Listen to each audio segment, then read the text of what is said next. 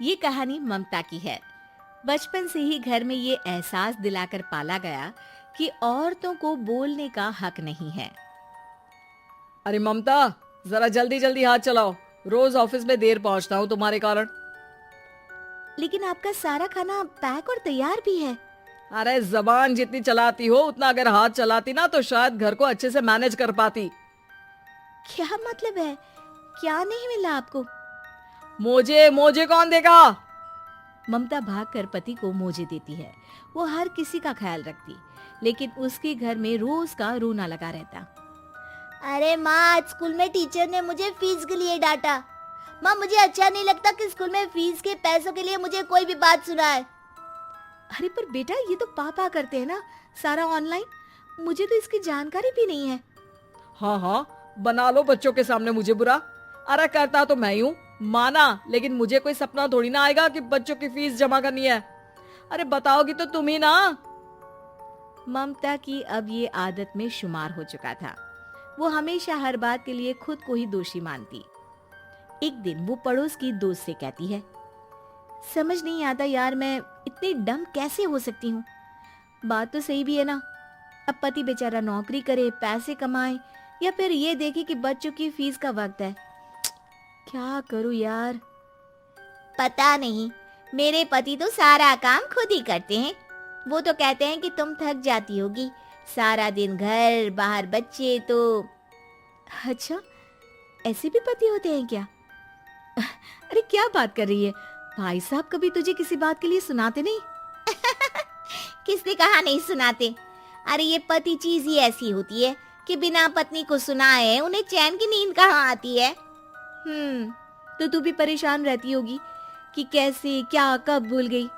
अरे वो तो मुझे बस इस बात के लिए ताना देते हैं कि मैं वक्त पर खाना क्यों नहीं खाती, या पार्लर जाकर अपनी साज सज्जा क्यों नहीं करवाती। पड़ोसन बोल ही रही होती है कि ममता के बेटे की आवाज आती है। अरे माँ, क्या हो गया? लग नहीं रहा कि आज आप मुझे पानी भी देगी। अरे कब से खाने के लिए वेट कर रहा हूँ। अरे यार, मैं चलती हूँ। बेटा खाने के लिए वेट कर रहा है, मैंने उसे खाना भी नहीं दिया। अरे 12वीं में पहुंच चुका है तुम्हारा बेटा, उसे बोलो खुद पानी लिया करे। मैंने तो अपने बच्चों को काम करना सिखाया है। अरे यार, खुद की भी तो कोई लाइफ है। माना जब नहीं कर सकते थे तो किया, लेकिन अब इतने बड़े बच्चों की हर बात मानेंगे तो मुश्किल तो अपने को ही होगी। ममता को पड़ोसन की बात में दम तो लगता है, लेकिन करे क्या, आदत भी तो खुद ही ने डाली थी। ममता घर जाती है कि तभी बेटी आ जाती है। माँ, परसों मुझे एक शादी में जाना है। तेरी वो जो लाल वाली साड़ी है ना, उसे दे देना। मैं आज जाकर टेलर को दे दूंगी, वो उस साड़ी से सूट बना देगा। अरे नहीं नहीं तारा, वो मेरी माँ ने मुझे दी थी और उस साड़ी से मेरी काफी भावनाएं जुड़ी हैं। तुमको ना मैं दूसरी साड़ी दे दूंगी।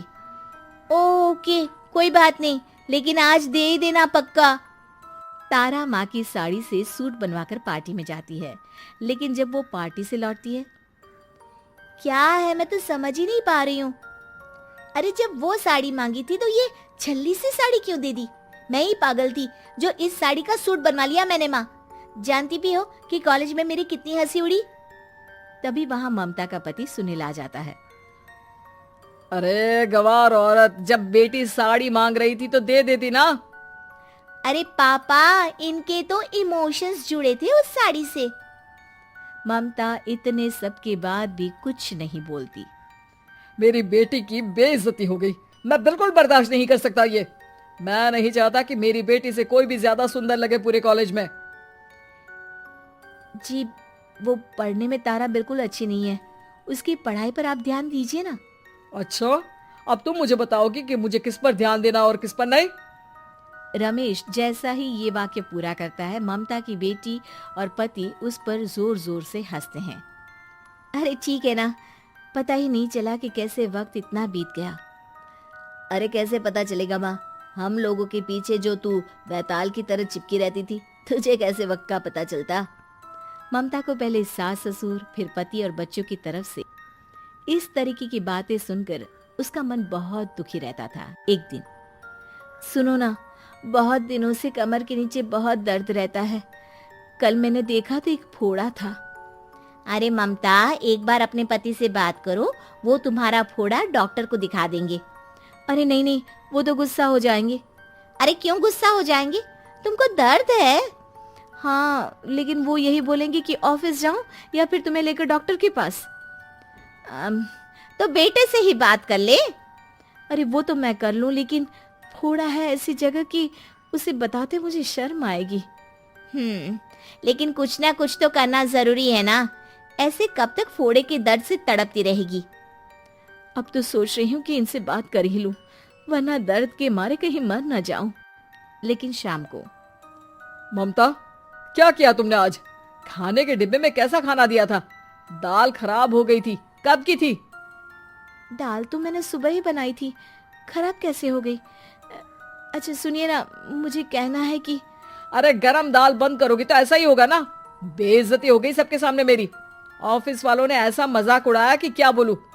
कल से ठीक से खाना देना है तो देना, वरना खाना देना बंद कर देना। बाहर खा लूंगा मैं।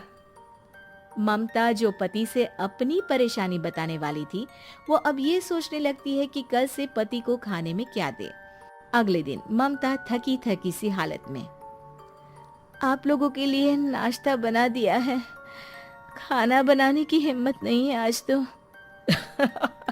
रात भर सोकर थक गई है ना, इसीलिए तो खाना नहीं बना सकती। हिम्मत नहीं हो रही है, मैं बस सोने जा रही हूँ। बस मैडम को सोने का बोल दो, फिर देखो कैसे सोती रहती है। माँ, फिर वही पराठा सब्जी। अरे हमारे साथ के दोस्त एक से बढ़कर एक नाश्ता खाना लेकर आते हैं, आप तो बस। सभी घर से निकल जाते हैं, लेकिन जब शाम को बेटा घर आता है तो घर में अंधेरा रहता है। बेटा लाइट जलाता है। क्या माँ, तुम्हारा भी जवाब नहीं है बिजली का बिल बचाने के लिए? वो बोल ही रहा होता है कि सामने माँ जमीन पर लेटी मिलती है। वो उसके पास जाता है। अरे माँ, क्या हो गया माँ? तभी वहां पड़ोसन आती है। अरे बेटा, तुम्हारी माँ के पैर के पास एक फोड़ा है, जिसके कारण ये लगातार कमजोर होती जा रही थी। मैंने उसे पहले ही कहा था कि घर में बता दो, लेकिन तुम्हारी माँ किसी को तंग करना नहीं चाहती थी। तभी वहां डॉक्टर आ जाता है। अरे इनके ऑर्गन में दिक्कत है, कोई बात है जो इनके मन में खटक रही है। अरे नहीं नहीं, इसके मन में कोई बात नहीं है, कोई काम है नहीं ना इसके पास, सारा दिन बस घर में ही रहती है।